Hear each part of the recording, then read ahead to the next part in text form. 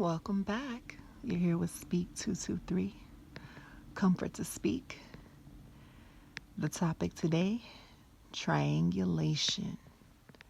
And I do not have the same definitions as the full out explanatory of triangulation. I'm going to talk about my own experiences, so really bear with me on how I recognize being triangulated, how I was being pulled into something that I did not have an interest in. And I'm not speaking for any of you out there. Some of you may have chosen the acts of threesomes and other acts like that. It wasn't an interest for me personally. And when you have a partner for life and there's superiority versus inferiority, that concept of when you did say I will and some strange unorthodox reason, the other one finding that you would just do anything under that I will.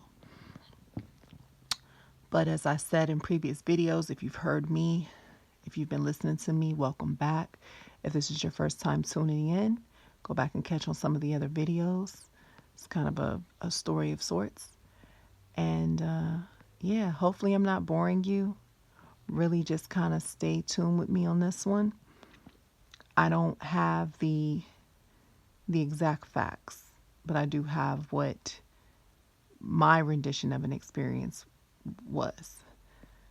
So a partner for life had their different beliefs and things they believe in. Well, again, maybe what one fooled me into believing for multiple decades.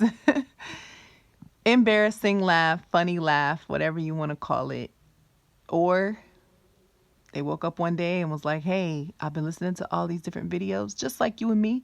Many of us out here, we're listening to all these different videos. You have got to be able to think for yourself. It is so important. You must have your boundaries. You must know what you go towards in life and really stick to that no matter who kind of pops up and presents themselves in your life.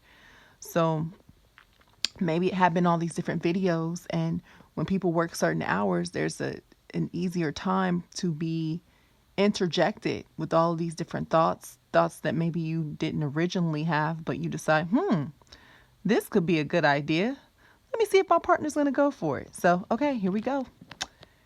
I was presented with the idea of, okay, it's a coworker.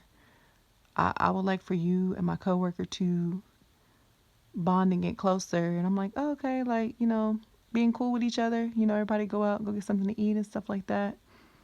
No, much more involvement. And again, I laugh through this. It's that whole laugh from crying. I don't cry. I know you're like, what do you mean you don't cry?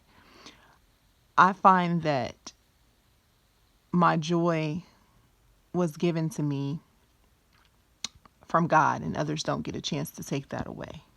So I have had my moments of crying, and I quickly left those moments behind, because someone doesn't get to come and just take your joy that you generally had an understanding of what life was, what you expect life to be. You're sharing it with this person, these other persons in your life, be it people at work, be it people who, decide to be a part of your life. And now that very same person wants to destroy, rip your soul, hurt you. How much will you allow yourself to be hurt? And again, bear with me out there. Some of you probably couldn't begin to understand what that even is. Like, what do you mean? Like, so someone doesn't hurt you? You don't. I bear all my burdens upon God, so the things that I would go through, I can write it out. And right now here with you, Speak 223, Comfort to Speak, I'm speaking it out. So yeah, it was presented to me to be involved with that coworker on a different level, and I had absolutely no interest.